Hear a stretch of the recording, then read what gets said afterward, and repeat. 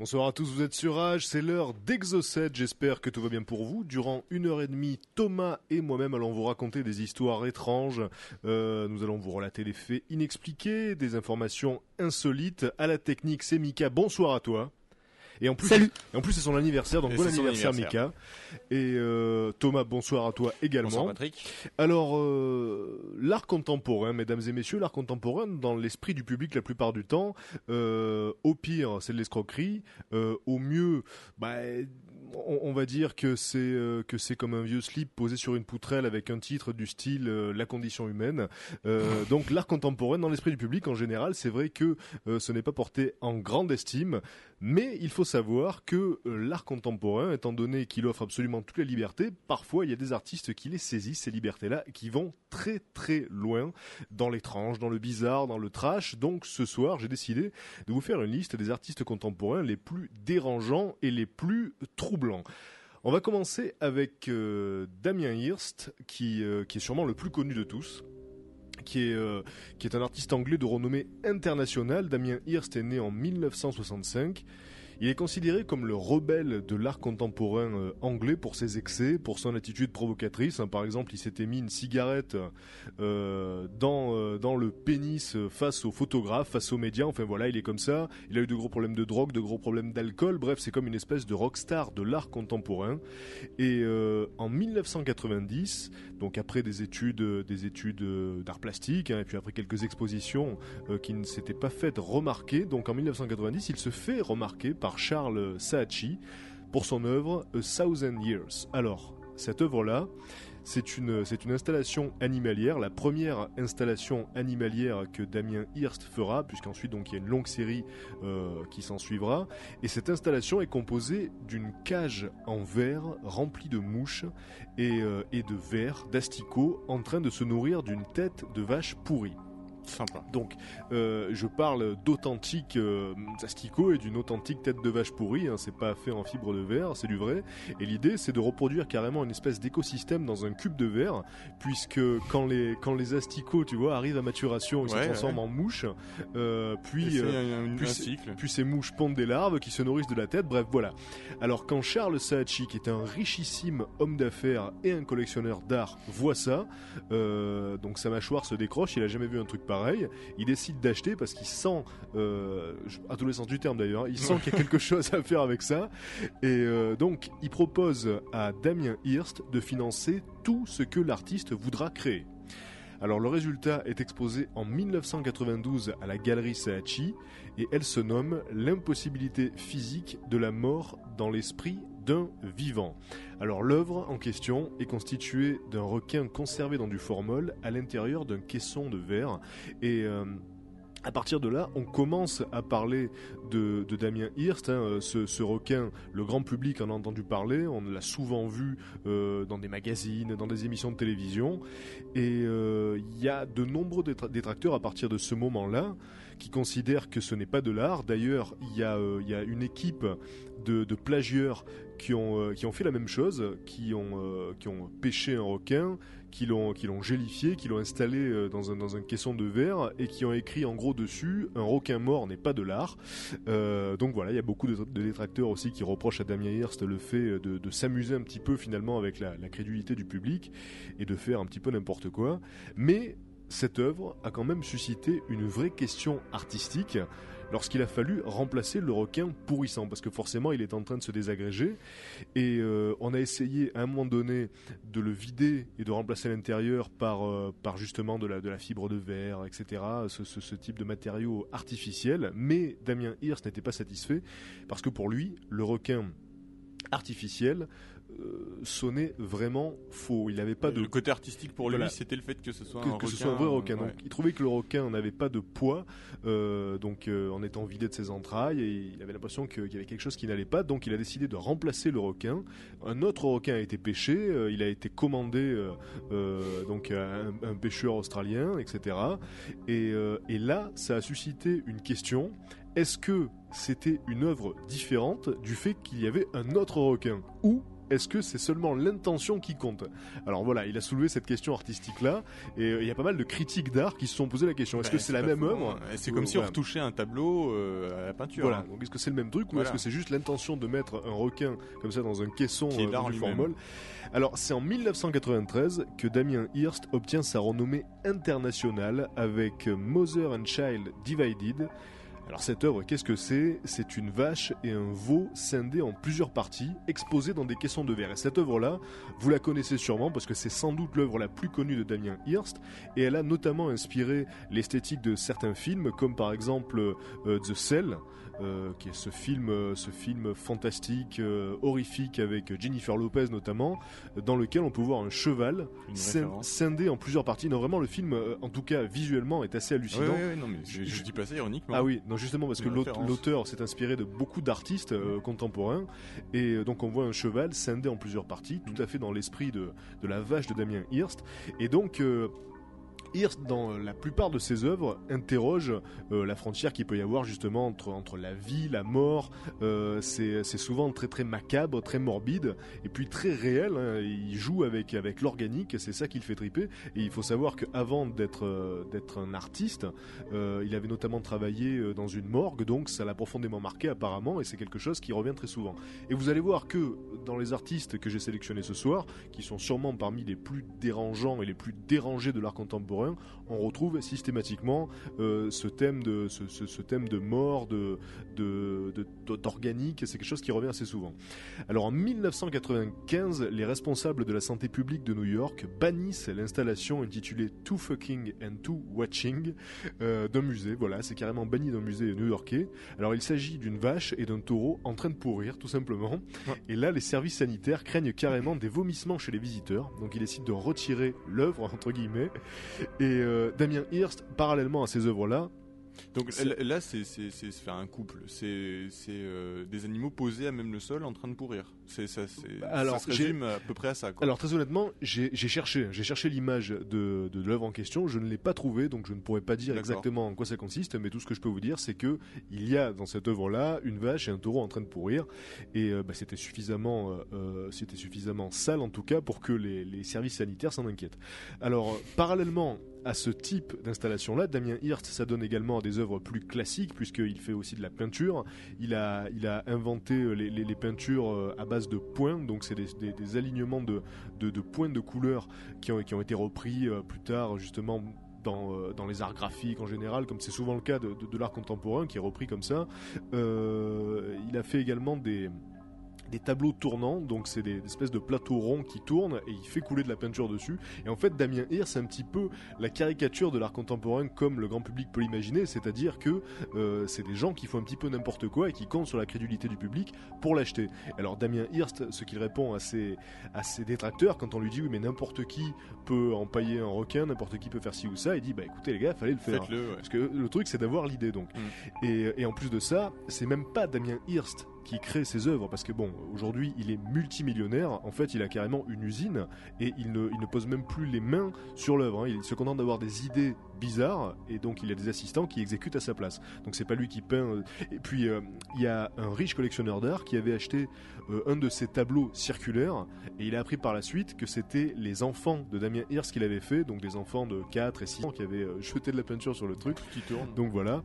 Alors en 2002, Hirst se fait remarquer pour avoir dit que les attentats du 11 septembre constituaient une sorte d'œuvre d'art à part entière et que les responsables devraient en être félicités d'une certaine manière. Alors évidemment, tollé général. Il s'est excusé très vite par la suite. Et en 2007, Hirst décroche successivement 2 records. Au mois de juin, donc c'est très récent, il devient l'artiste le plus cher vendu de son vivant avec une œuvre intitulée Lullaby Spring. Alors c'est juste une armoire de verre qui est remplie de pilules peintes à la main. La pièce est adjugée 19 millions de dollars. Et en août, Hirst explose ce même record Donc en l'espace de 2 mois, il réussit à battre ce record avec la vente de For the Love of God, qui est un crâne incrusté de diamants adjugé $100 millions. Alors la pièce s'appelle For the Love of God parce que sa mère lui aurait dit à Damien Hirst, mais pour l'amour de Dieu, qu'est-ce que tu vas trouver la prochaine fois? Et donc il a appelé la pièce For the Love of God, pour l'amour de Dieu. Damien Hirst, évidemment, n'a pas terminé son parcours. On imagine qu'il a sûrement des idées encore plus tordues dans la tête, et puis il n'arrête pas de dire justement que lui, ce qui l'inspire, bien plus que l'art, c'est les gens, c'est des mots, c'est des idées. En fait, il cherche des idées bizarres pour les faire exécuter à ses assistants. Aujourd'hui, donc, il est multimillionnaire. Il vit dans une énorme ferme, une ancienne auberge de 300 ans en Angleterre. On ne se fait pas trop de soucis pour lui.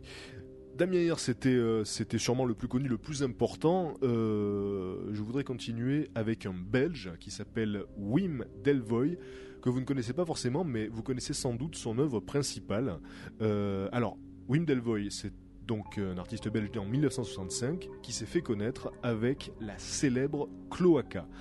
Alors, cloaca, c'est un tube digestif humain géant et fonctionnel qui marche. Donc, c'est une machine à faire de la merde, très concrètement. Alors, la première version de cloaca est présentée en 2000 au musée d'Anvers, en Belgique. Elle mesure 12 mètres de long, 2 mètres de haut. Elle est composée de 6 cloches de verre reliées par une série de tuyaux et de pompes.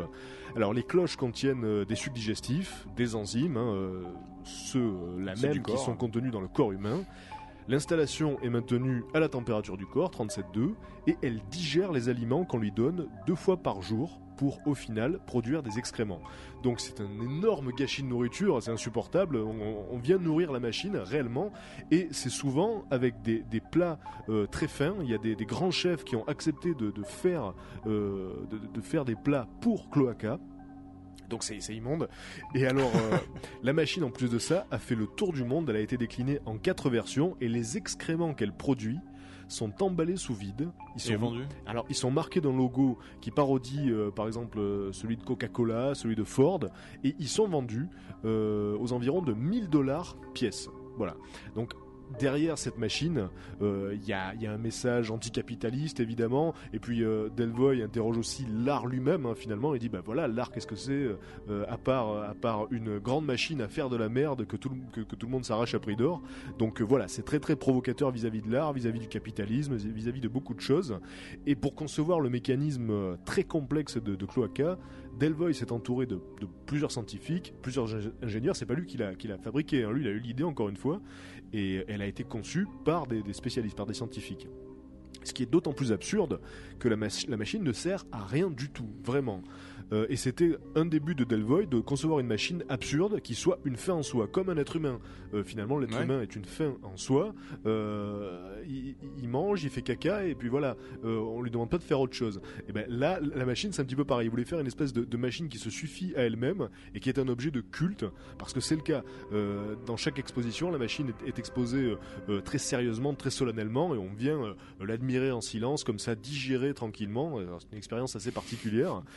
Et depuis, donc, Wim Delvoye a installé une ferme très spéciale en Chine. Donc c'est sa nouvelle œuvre.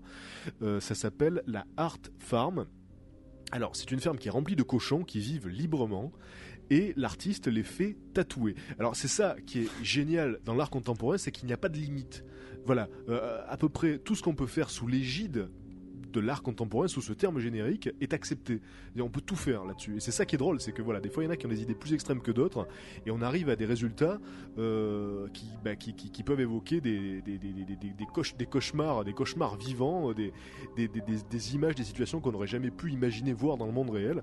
Et donc là, voilà, il y a ces cochons qui vivent librement dans cette ferme. Ils sont tous tatoués justement parfois par des logos commerciaux, Yves Saint Laurent, etc. Enfin, c'est assez pittoresque. Et le concept, c'est que cette ferme va devenir une société anonyme avec des actions, et les différents actionnaires qui vont investir vont contribuer directement au développement de l'œuvre, et ils pourront observer les cochons par webcam et suivre l'évolution de cet art vivant dans lequel ils ont investi. Voilà. Donc ça, c'est le nouveau projet de Wim Delvoye.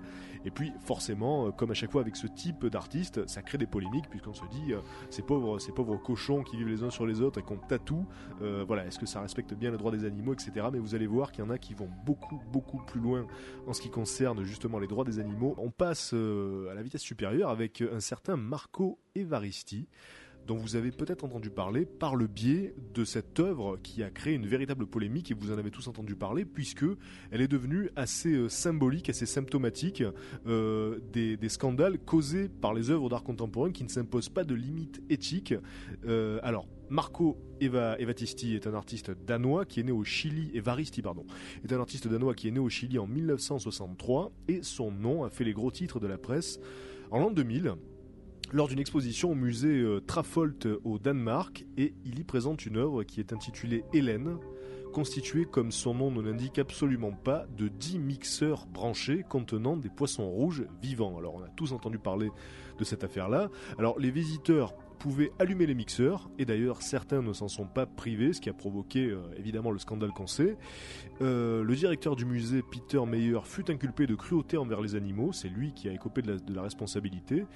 Il a été ensuite relâché, et le but revendiqué de Evaristi avec cette œuvre-là, c'était d'interroger la conscience des visiteurs et d'explorer la fine ligne entre l'existence et le néant, puisqu'en appuyant sur le bouton, les poissons devenaient de la soupe de poisson, et puis surtout, voilà, les visiteurs avaient le libre arbitre. Voilà, et c'est pour ça que ça aurait été complètement paradoxal de condamner le directeur du musée ou l'artiste pour ça. La responsabilité, justement, venait aux visiteurs, puisque c'était un test, en fait.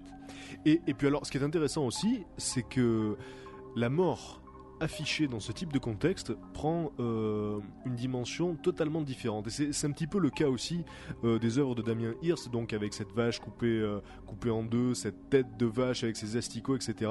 Le fait de se retrouver dans un musée donne une ampleur considérable aux choses.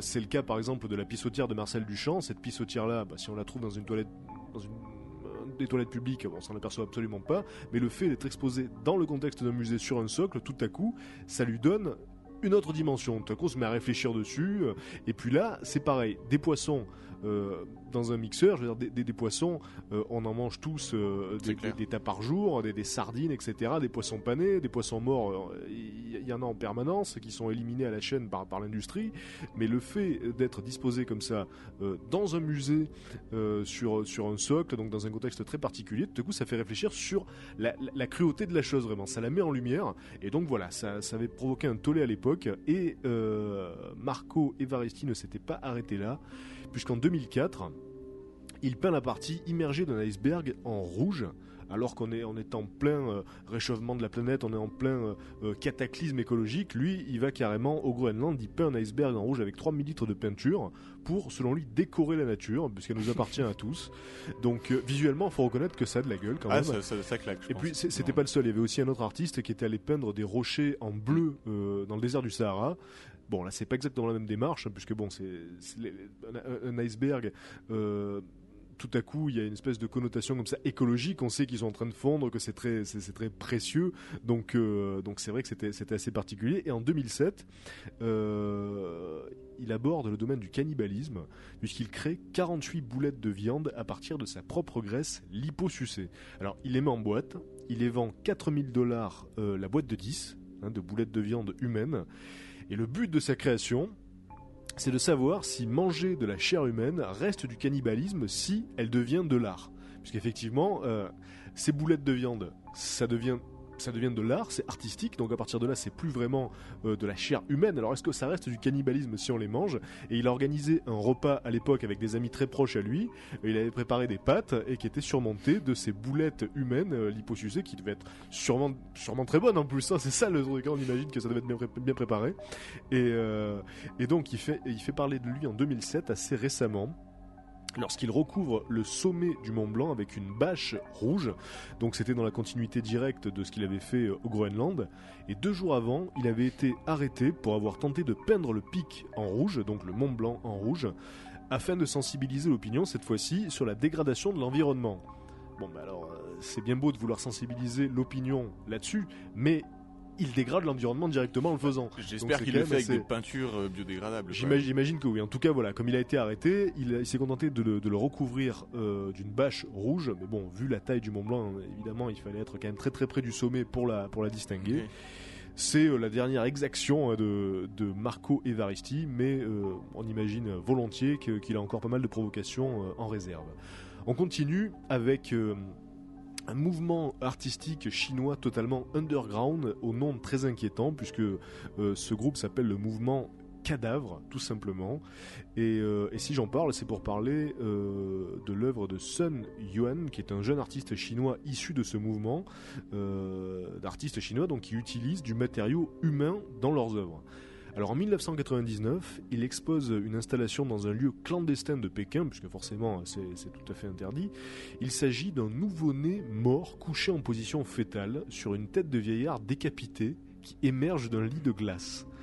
Alors l'exposition se termine au bout de la journée alors que la glace a fondu. L'œuvre est intitulée Le Miel et d'après l'artiste c'est plus un acte d'amour qu'un acte de violence. Donc ensuite l'interprétation de l'artiste elle dépend que de lui, chacun y verra ce qu'il veut, mais concrètement on a quand même ça, on a quand même ce cadavre et cette tête coupée. Alors l'œuvre qui était évidemment inenvisageable dans une exposition réelle, officielle, et puis surtout en Chine, surtout dans d'autres pays. Donc elle a été présentée en photo dans plusieurs villes européennes. Et forcément, à chaque fois, elle crée un vrai choc. Et pour expliquer l'existence même de ce type d'installation-là, il y en a certains qui pensent que ce type de matériau est plus facile à obtenir en Chine, de la part de directeurs de morgue peu scrupuleux, par exemple, et que l'utilisation des cadavres est plus aisément acceptée par la tradition chinoise. Voilà. Alors, c'est comme ça qu'on peut expliquer que c'est arrivé. Vous allez voir tout à l'heure avec le docteur Gunther von Hagens que finalement c'est arrivé aussi chez nous en Europe, non sans provoquer justement d'énormes polémiques. C'est avec lui que je terminerai. Avant de passer à Gunther von Hagens, je voudrais parler de l'œuvre de Xiao Yu qui s'est fait connaître en 2001, qui est également un artiste chinois et qui a provoqué une vive polémique au Kunstmuseum de Berne. Il y présente une œuvre intitulée Ruan, qui est plus connue aujourd'hui sous le nom de Bébé Mouette. Voilà. Alors il s'agit d'une tête de fœtus féminin avec des yeux de lapin cousus, assemblés sur le corps d'une mouette qui baigne dans du formol. Donc c'est un peu un mix de tous les artistes qu'on a pu voir jusqu'à présent, voilà. C'est-à-dire qu'il y a le formol, il y a le cadavre animal, c'est le summum. Une tête de fœtus, c'est la totale. Et là en plus pour le coup, c'est une grande exposition, ça se passe à Berne, en plus en Suisse, donc c'est quand même top classe. Et selon les dires de Xiao Yu, c'est un homme chargé de nettoyer un hall d'exposition scientifique en Chine, qui lui a vendu le fœtus en 1999. Le bocal était alors muni d'une étiquette qui était écrite à la main et qui expliquait que c'était un embryon de sexe féminin des années 60. Et vu le développement de la tête, on pense que c'est sûrement un fœtus d'à peu près 6 mois issu d'une fausse couche. Voilà. Donc il y en a qui pensaient que Xiao Yu avait carrément poussé une femme à l'avortement pour obtenir ce fœtus, etc. Enfin, il y a eu beaucoup d'encre coulée autour de ça. Apparemment, voilà, ça serait une fausse couche qui aurait eu lieu dans les années 60. Le fœtus aurait été récupéré pour des expos médicales. Et voilà comment il se serait accaparé cette tête-là. Alors il y a une plainte qui fut déposée à l'époque, et face à cette controverse, le musée décida de retirer l'œuvre de l'exposition, et aussi parce qu'elle éclipsait totalement les autres œuvres. Les gens venaient pour voir ce truc-là et pas autre chose. Alors Xiao Yu, c'est un artiste qui travaille sur la démarcation entre l'homme et l'animal. C'est ce qui le fait triper. C'est pour ça donc qu'il avait créé une espèce de créature hybride, voilà, une chimère mouette bébé. Et ce qui l'intrigue également, c'est les limites de l'éthique. Voilà, savoir jusqu'où on peut aller dans l'art et jusqu'où on peut aller trop loin, quoi. Voilà, explorer un petit peu les réactions du public, mais il faut savoir que ce bébé mouette donc n'est pas sa première œuvre provocatrice, puisque dans une autre installation, il avait fait coudre ensemble des souris de laboratoire vivantes. Il les avait exposées dans un bocal. Et là, j'estime que c'est là qu'est la limite, quoi, parce qu'à la limite, quand on interroge la subjectivité du public, ça ne regarde que lui. Il y a pas de problème. Si les gens veulent assister à ce type d'installation, tant mieux. S'ils veulent pas, tant pis. Mais là, ce qu'on n'interroge pas, c'est la subjectivité de la souris, quoi, en l'occurrence. Donc on avait 2 souris vivantes qui étaient cousues, qui ont sûrement dû souffrir. Donc ça, voilà, moi j'estime que c'est un petit peu la limite là quand même. Mais bon. Vu que c'est encore des êtres vivants, effectivement, qui ressentent la douleur, etc., c'est vrai que c'est un peu limite, effectivement. Mais alors après, voilà, il te dira, dans les laboratoires, à but scientifique, on va les faire souffrir sans doute 100 fois plus aussi. Donc, voilà, et la question, c'est, vu que justement, les expériences menées sur les animaux de laboratoire sont controversées alors qu'elles sont censées faire avancer la science, dans le domaine de l'art, là, on se dit que c'est vraiment pas la peine de faire souffrir des bêtes. On est d'accord. Ouais. Parce que le coût des poissons, encore une fois, comme on le disait, ça dépendait du public, de les tuer ou pas. Là, bon, les petites bêtes n'avaient rien demandé. Et on termine avec sûrement le plus frappé de tous, Gunther von Hagens, qui est un anatomiste allemand. C'est même pas un artiste en réalité. C'est un anatomiste, un spécialiste, qui a eu son diplôme de médecine. Donc c'est un docteur. Il est né en 1945 et il est très très controversé. Il a inventé la plastination, c'est un procédé qui permet de conserver des tissus biologiques et donc par conséquent des cadavres humains. Donc je vous l'avais dit, c'est toujours basé autour de ce thème-là parce que c'est ça qui provoque le scandale, qui provoque le trouble des foules. Voilà, pour choquer surtout à notre époque, il faut frapper forcément très fort sur des thèmes qui font mal. Donc là en l'occurrence, voilà, on peut pas faire pire. Et donc cette technique, la plastination, ça consiste à remplacer entre autres le sang, l'eau et la graisse par des polymères, donc par des matières synthétiques. Et ensuite, ça donne des sculptures organiques assez impressionnantes. Je pense que vous les avez déjà vues à la télévision, parce qu'à chaque fois qu'il y a une de ces expos, forcément, ça fait parler. Alors, ce docteur Von Hagens, c'est un véritable personnage. Il a toujours un chapeau noir vissé sur la tête. On dirait un petit peu un agent de la Gestapo, c'est assez particulier. Et donc, il s'est fait connaître du grand public en 1995 lors du lancement de son expo qui s'appelle Body Worlds. Alors aujourd'hui, l'expo en est à sa 3e édition et c'est toujours le même principe, ça montre des corps et des organes humains plastinés dans diverses situations. Alors pour Von Hagens, cette expo, c'est plus une manière de démocratiser l'anatomie qu'une véritable exposition artistique. Pour lui, c'est purement éducatif et il insiste sur le fait qu'il ne veut pas déshumaniser les sujets. Alors c'est pourquoi ils sont toujours présentés en mouvement dans des positions qui évoquent leurs activités humaines passées. Donc ils sont en train de courir, ils sont en train de manger, etc. Et c'est des gens qui de leur vivant ont signé leur accord. Pour que leur corps donc soit utilisé par la science, puisqu'en l'occurrence, vu que c'est un médecin et vu que c'est des expositions scientifiques à vocation médicale, c'est un petit peu un don à la science, quoi. Alors toutes les controverses qui sont suscitées par ces expositions sont tellement importantes que en Allemagne, l'expo a carrément été bannie, c'est-à-dire que dans le pays même du docteur Von Hagens, l'expo a été arrêtée. Trop de démêlés judiciaires, donc il a décidé de lâcher l'affaire. Mais ça l'a pas empêché donc d'aller peut-être encore plus loin, puisqu'en 2002. Oui. Non, mais parce que en fait, je me demandais aussi quand même dans ce genre d'œuvre, c'est des cadavres qui ont quand même qui avaient une famille. Tu vois ce que je veux dire ? Donc ça veut dire que les gens peuvent identifier un de leurs proches exposé. Alors. Le truc, c'est que c'est des écorchés en fait. Ouais. On voit des D'accord, muscles, oui, donc on voit plus l'apparence extérieure. C'est des écorchés, parfois même. Il n'y a plus que les vaisseaux sanguins. Enfin, il a. D'accord. Donc c'est plutôt l'intérieur qu'on voit que l'extérieur. Voilà, il a testé plusieurs formules de plastination. Il y a une des œuvres dans laquelle on voit un corps, mais composé carrément de vaisseaux. Donc c'est très très particulier. On dirait des figures anatomiques de dictionnaire, mais en vrai. Donc c'est assez impressionnant, mais on ne reconnaît pas les personnes. Alors. Comme je vous le disais, il est allé peut-être encore plus loin en 2002, puisqu'il a réalisé la première autopsie publique en Angleterre depuis 170 ans, dans un théâtre londonien. Alors la séance affichée complet, puisque les gens aiment ça, très clairement ça ne fonctionnerait pas sinon. 500 personnes sont venues assister à cette autopsie, et elle a été retransmise sur Channel 4. Et là, il y a eu 130 plaintes, carrément, pour cette diffusion d'autopsie. Et d'ailleurs, il y avait eu quelques démêlés judiciaires, puisque le gouvernement estimait que c'était hors la loi de faire une autopsie publique en fonction d'une certaine loi. Et finalement, ça s'est bien passé. Il y avait des policiers lors de l'autopsie, mais ils ne sont pas intervenus, donc ça a pu se dérouler normalement. Et en 2004... Hagens a proposé une pension à vie au basketteur russe Alexandre Sizonenko si celui-ci acceptait d'être plastiné après sa mort. Alors, Alexandre Sizonenko, il fait 2,39 m, c'est le plus grand basketteur de l'histoire. Et aujourd'hui, il s'est arrêté parce qu'il souffre de problèmes de santé assez importants. Et c'est pour ça que Hagens s'est dit, tiens, peut-être qu'il en a plus pour très longtemps, c'est l'occasion de me payer un mec de 2,40 m, voilà. Donc il a proposé une pension à vie, l'autre a refusé. Peut-être que ça aurait été un bon moyen de passer à la postérité, en tout cas, on ne le saura jamais. Et Hagens continue donc encore régulièrement ses expositions. Et si vous avez l'occasion d'ailleurs d'en voir une, sauf si vous êtes très sensible, mais Je pense que ça doit être une expérience particulièrement étonnante et assez unique en tout cas. Voilà. Thomas à présent va nous raconter une histoire liée aux ovnis. Aux ovnis, et à une époque où en fait on ne pensait pas pouvoir avoir affaire à des phénomènes ovnis, c'était pendant le premier conflit, dans les années 40, et vous allez voir que cette histoire intitulée La bataille de Los Angeles est assez surprenante.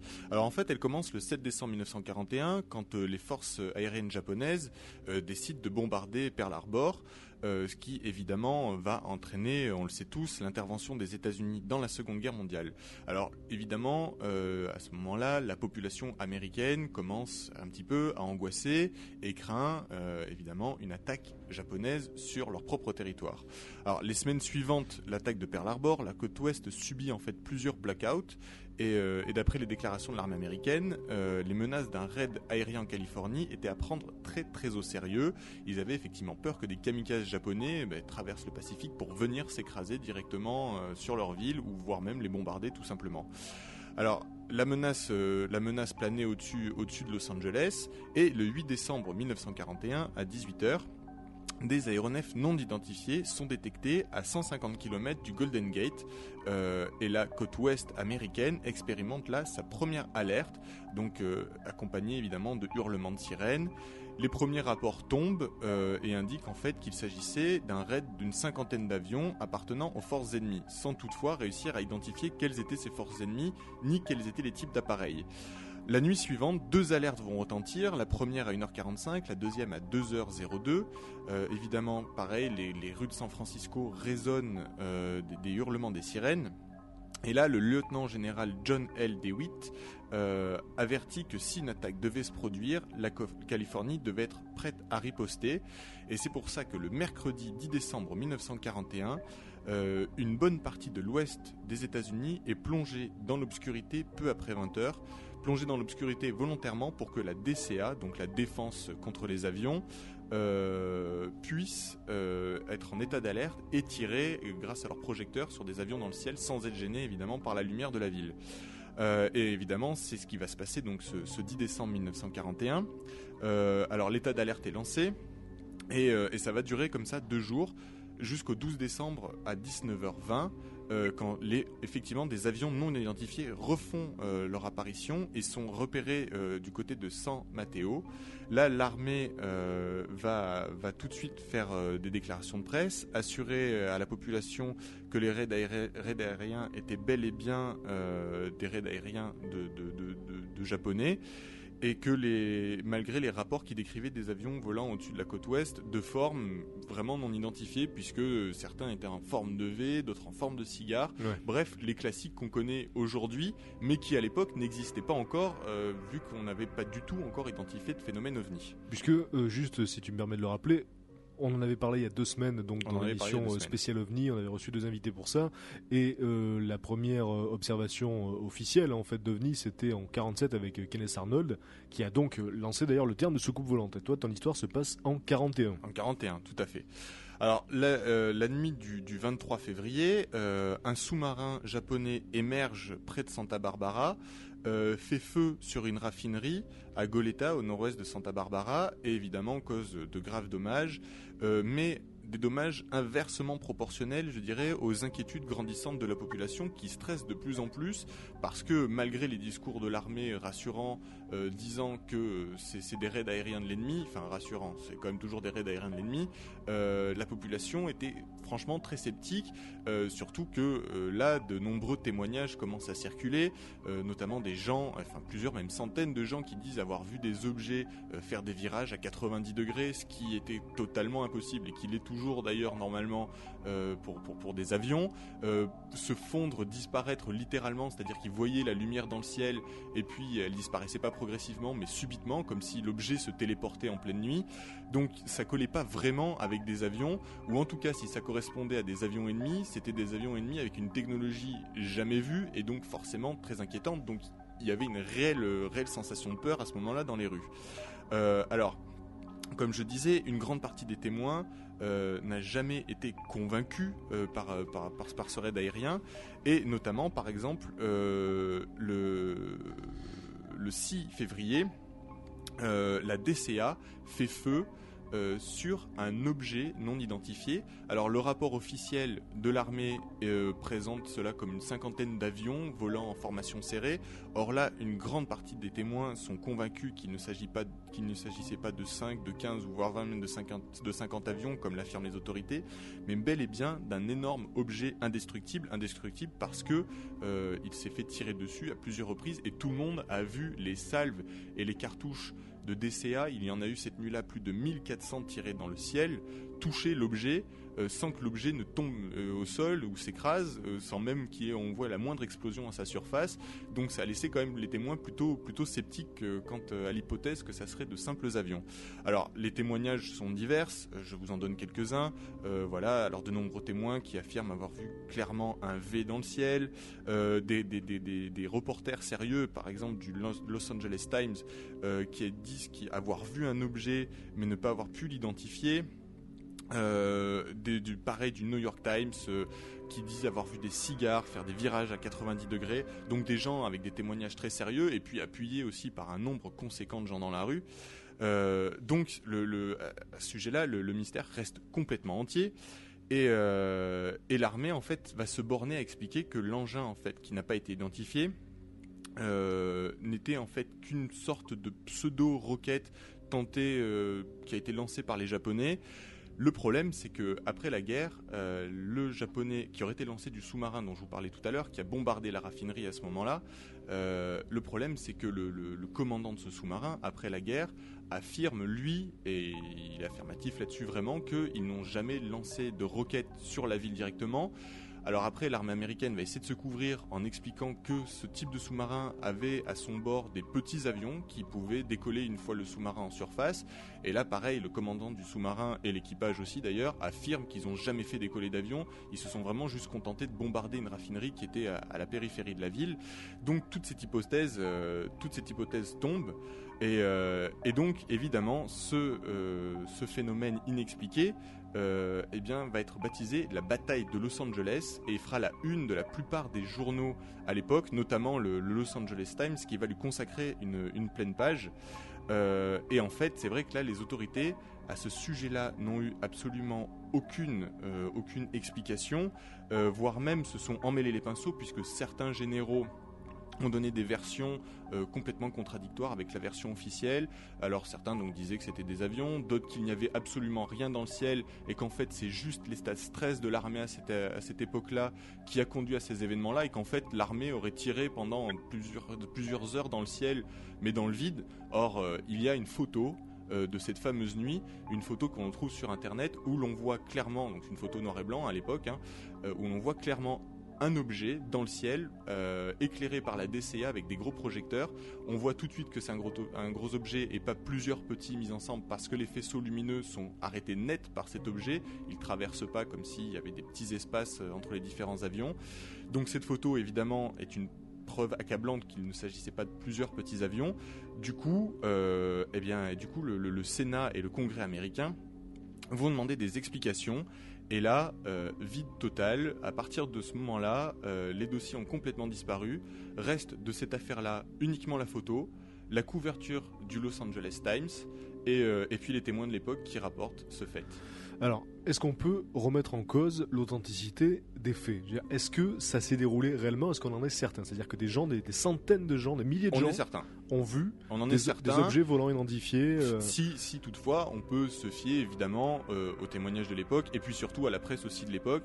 Mais on est quand même face à des journaux relativement sérieux, le Los Angeles Times n'étant quand même pas le premier journal à raconter n'importe quoi non plus. Donc on a eu une vague d'objets volants non identifiés. On a des éco-radars aussi, puisque à l'époque, le radar était encore une arme secrète, donc on n'en parlait pas officiellement. L'armée ne pouvait pas dire qu'ils avaient repéré des objets curieux avec des échos assez surprenants sur leur radar parce que c'était une arme secrète, mais ces échos existent, sont archivés.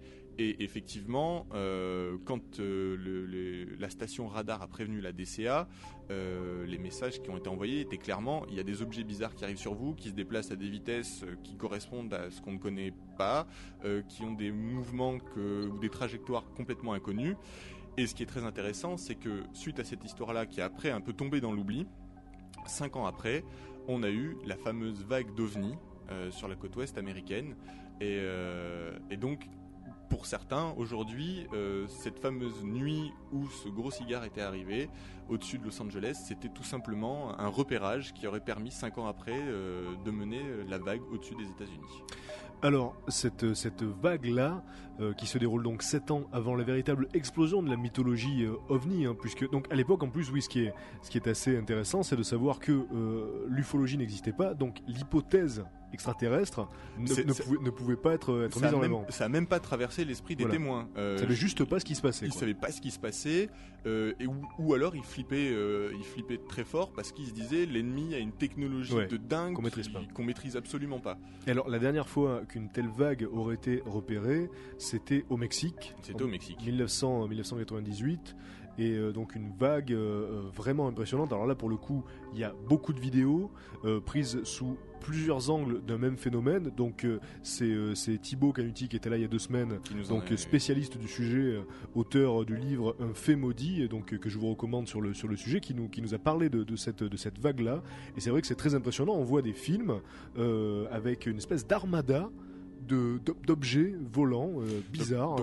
Donc imaginez le stress de la population à cette époque, quand ils pouvaient même pas mettre un terme ou à la rigueur une théorie derrière ce genre de choses. Alors quand on voit ça à notre époque, déjà on flippe parce qu'on se dit bon, c'est des ovnis, mais à une époque où on n'arrive même pas à le concevoir, ça doit être comme voir un phénomène limite miraculeux de la main de Dieu qui enverrait des objets dans le ciel sans qu'il y ait de raison. Les infos insolites de la semaine dans Exo7, c'est le meilleur de toutes les infos bizarres, étranges qui se sont déroulées cette semaine dans le monde. Et on démarre tout de suite avec une équipe de scientifiques japonais menée par le professeur Masayuki Sumida de l'université d'Hiroshima, qui a créé une grenouille transparente par croisement génétique. Alors bon, on commence en souplesse avec une petite grenouille transparente. C'est vrai que dans cette émission, surtout dans les infos insolites, souvent on vous parle de cas particulièrement étranges de manipulation comme ça génétique faite en laboratoire. On avait parlé récemment justement de l'hybridation d'ovules humains avec des réceptacles donc animaux, donc des vrais chimères comme ça fabriqués en laboratoire. Là, il s'agit d'une grenouille transparente, donc c'est un petit peu plus soft, mais quand même, ce qui est intéressant, c'est que cette grenouille est un spécimen totalement unique, parce que les animaux transparents vivent d'habitude dans les abysses ou dans certaines grottes souterraines, on le sait, dans des endroits où il n'y a pas de soleil, donc les animaux ne développent pas de pigments, ils sont albinos, ils sont transparents parfois, et donc là, cette grenouille, si elle a été créée, c'est pour pouvoir observer ses organes internes ainsi que ses vaisseaux sanguins sans qu'on ait besoin de la disséquer. Donc très concrètement, on voit à travers comme si elle était en verre. Alors c'est assez particulier et évidemment on ne peut pas s'empêcher d'imaginer ce que ça pourrait donner si ce type de croisement génétique était fait sur un être humain. Alors je ne sais pas si vous vous rappelez de ce film The Hollow Man, donc l'homme invisible version un petit peu trash avec Kevin Bacon, dans lequel on voit justement l'homme invisible dans sa phase de transition entre le moment où il est visible et le moment où il est invisible, et effectivement on voit juste l'intérieur, on le voit transparent, ça donnerait à peu près ça, et on espère que ce type d'expérience là c'est pas pour tout de suite, parce que voilà, quand même ça sera un petit peu spécial. On continue avec une histoire qui s'est passée à Melbourne. C'est le miraculé du mois, le miraculé, oui, de l'année même d'ailleurs, puisque donc des chirurgiens australiens ont réussi à sauver, mais de manière miraculeuse, un adolescent qui a reçu un pied de chaise en métal dans l'œil. Alors ce jeune garçon s'appelle Shafik El Fakri, il a 19 ans, il a été admis à l'hôpital de Melbourne avec le pied de la chaise donc enfoncé à peu près 10 cm dans le crâne, donc ça lui traversait la tête et ça descendait jusque dans sa gorge. D'ailleurs ça a partiellement coupé une artère, et il est sorti de l'hôpital jeudi, figurez-vous, parce que ça va, il va bien ce garçon-là, ça semble absolument incroyable, mais il va bien. Et on sait comment il s'est mis un pied de chaise dans l'œil quand même ? Alors déjà, il est sorti 19 jours après être rentré à l'hôpital, sans aucun dommage cérébral et sans avoir perdu la vue.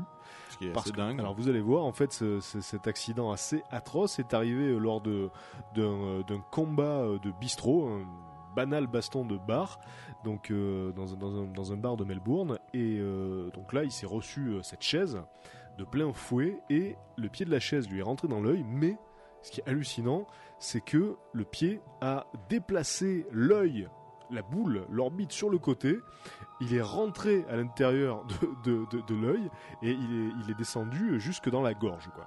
Mais donc l'œil n'a pas été percé, il a été poussé sur le côté. Et les pompiers ont coupé la chaise, ils ont juste laissé le pied, ils l'ont emmené à l'hôpital comme ça, évidemment ils pensaient que c'était terminé pour lui, et il s'en est sorti indemne, aucune séquelle, donc mis à part donc une artère un petit peu touchée. Mais ce garçon est donc le miraculé de la semaine, bravo à lui.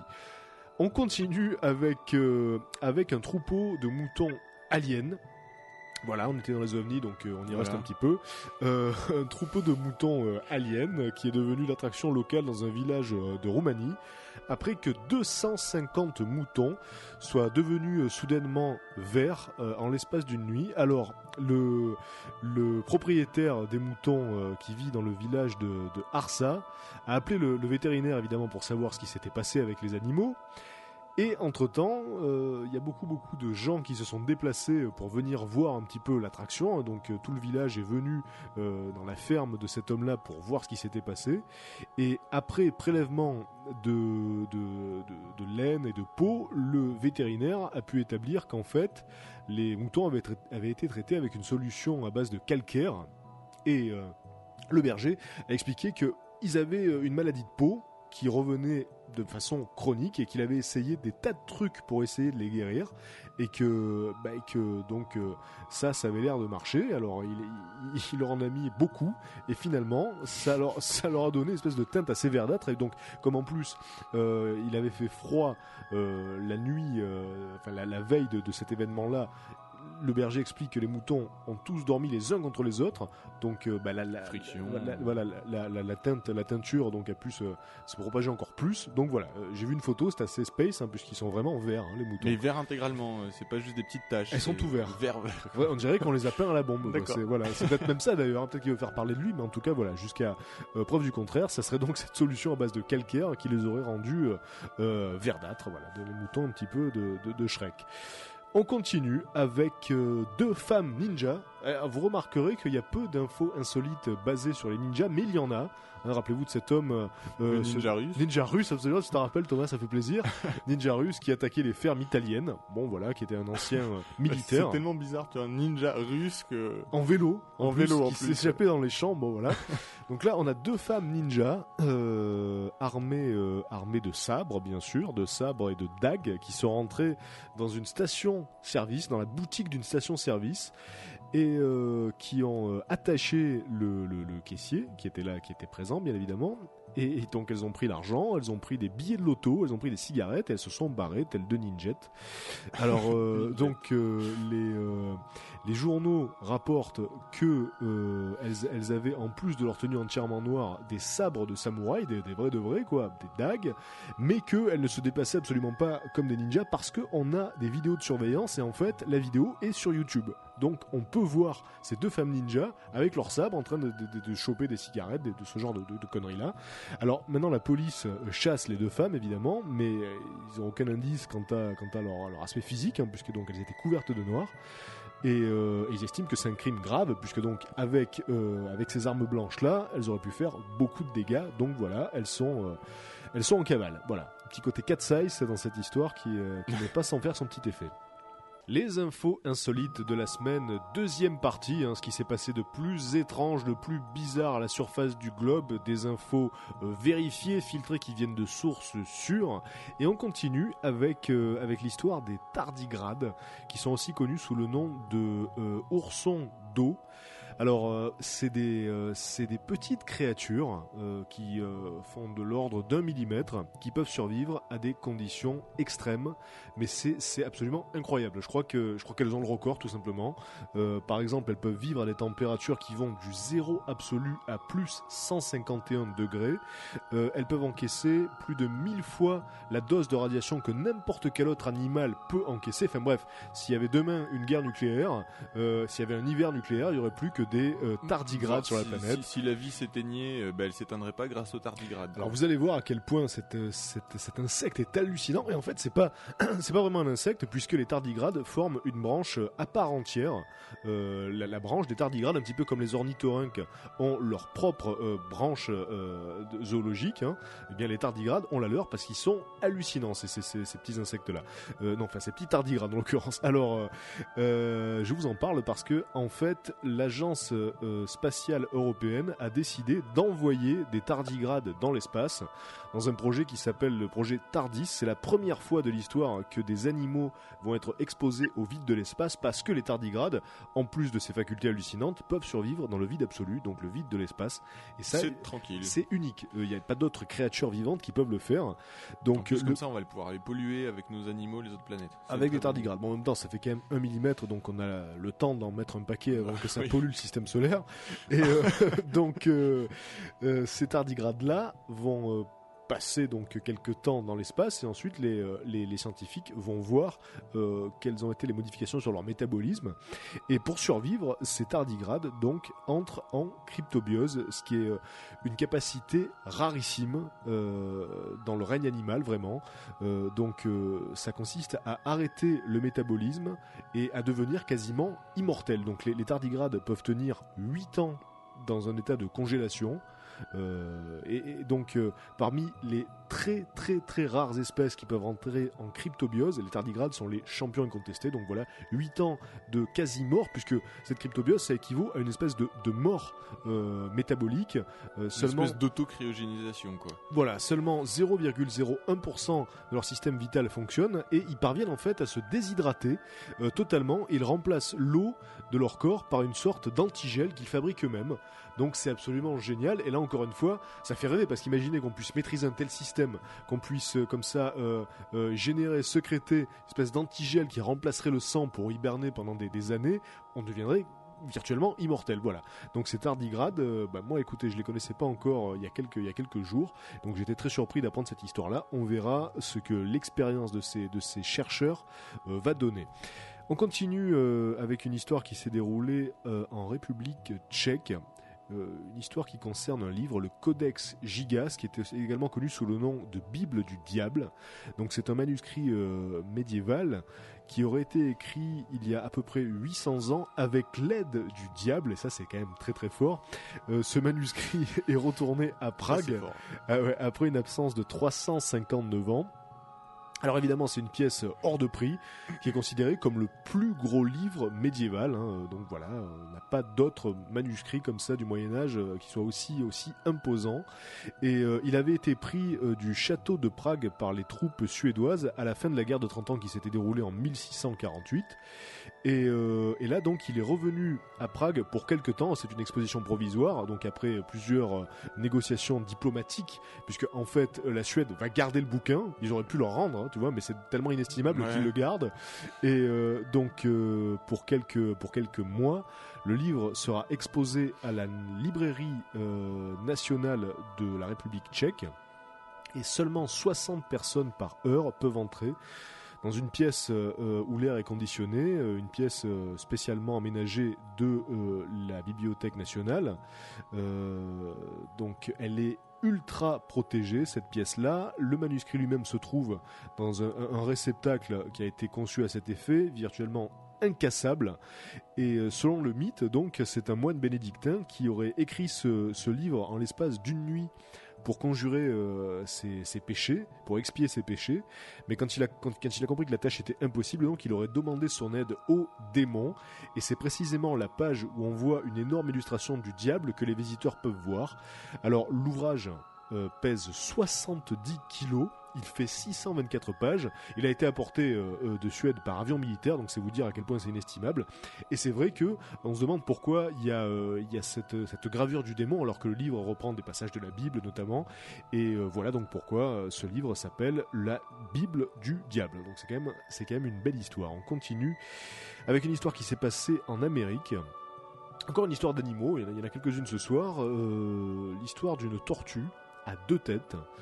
Qui a été acquise par un vendeur d'animaux en fait, qui l'a acheté à un collectionneur. Et cette tortue de 2 mois à 2 têtes, mais elles sont disposées d'une manière assez particulière, parce que c'est assez classique, du reste, surtout dans ces infos-là, de vous parler d'animaux à 2 têtes, etc. C'est presque devenu une banalité, mais là, cette tortue-là, elle a 2 têtes à chaque extrémité de son corps. C'est de chance pour se déplacer. C'est vraiment impressionnant visuellement, en tout cas, il y a pas mal de photos déjà qui circulent, et elle a 6 pattes, et donc 2 têtes, de part et d'autre de sa carapace. Elle a 6 pattes. Elle a 6 pattes, ouais, et 2 têtes de part et d'autre de sa carapace. Il y a une tortue qui a ses 4 pattes, l'autre tortue a ses 4 pattes, et au milieu il y a 2 pattes embryonnaires. 2 pattes en commun, quoi. 2 pattes embryonnaires, et donc les 2 têtes sont totalement opposées, elles regardent dans des directions différentes. Et le tenancier de la boutique, qui s'appelle Jay Jacoby, qui a acquis cette tortue, explique que les 2 têtes semblent avoir des pensées totalement indépendantes. Donc voilà, elles font chacun leur vie. Ouais, mais il n'y a pas une fausse tête, on va dire, qui est soumise à la volonté de l'autre. Il n'y a pas de tête embryonnaire, etc. Les 2 têtes sont identiques, et c'est assez impressionnant. Et donc parfois elles semblent mettre en tout cas leurs 2 têtes en commun pour prendre des décisions, pour leur propre bien. Donc elles vont dans la même direction, c'est-à-dire qu'il y en a une qui va forcément à reculons, et elle accepte ça pour se nourrir, pour se déplacer. Donc elles ont quand même réussi à entrer en coexistence. Heureusement qu'elles ne sont pas en opposition, parce que sinon elles survivraient pas très longtemps. Voilà. La tortue à 2 têtes, moi j'avais jamais vu un cas pareil, en tout cas, vraiment. C'est dingue. Ouais. C'est assez hallucinant. Et pour terminer, si vous avez envie d'impressionner vos amis, si vous cherchez à faire l'acquisition d'un logement, sachez que sur eBay, vous pouvez vous procurer une base américaine de lancement de missiles balistiques nucléaires, en vente donc sur eBay, je le répète. Alors le tarif pour acquérir cette ancienne base militaire qui se trouve dans le désert de Moses Lake, dans l'état de Washington, c'est 1,5 million de dollars, ce qui est du reste raisonnable. Franchement, ouais. Elle est fournie avec la bombe ou pas? Alors attends, ça fait à peu près, on va dire grosso modo, 5 millions d'euros. Ça fait. On se met tous en commun là, on l'achète. On va dire que c'est le prix d'un très très gros château avec un très très gros parc, mais pour cette somme-là, vous avez plus de 4000 mètres carrés habitables, nichés sous 23 hectares de terrain, répartis entre 16 bâtiments souterrains, dont 3 silos de lancement avec une hauteur sous plafond de 50 mètres, une salle de contrôle. Le tout est relié par des kilomètres de tunnels. Alors. Le propriétaire actuel de cette base dit, je cite, « Jusqu'à présent, nous utilisions cet endroit comme camp de vacances pour nos enfants et leurs copains. On aimerait que les prochains propriétaires en fassent quelque chose de bien. Alors je pense que cela ferait un superbe complexe hôtelier ou un parc d'attractions. » C'est clair. Et donc il expliquait ça à l'AFP, il s'appelle Barry Hotchkiss. Et c'est un investisseur immobilier qui est installé dans la région de Los Angeles et qui a acheté cette base il y a 10 ans à des vendeurs qu'il avait eux-mêmes acquises dans les années 70, à l'époque où le gouvernement américain déclassait ces sites de lancement qui étaient conçus pour des missiles devenus obsolètes. C'était des missiles Titan. Donc voilà, aujourd'hui ces bases ne servent à rien. On a plusieurs complexes comme ça, parce qu'il faut savoir que le cas n'est pas unique, contrairement à ce qu'on pourrait imaginer. Il y a de la concurrence, il y a d'autres bases de ce type qui sont en vente. Il y en a certaines qui appartiennent toujours au gouvernement américain, il y en a qui ont été rachetés, et c'est hallucinant de se dire qu'il y a des complexes aussi gigantesques que ça. Donc je vous rappelle les dimensions, 4000 mètres carrés habitables.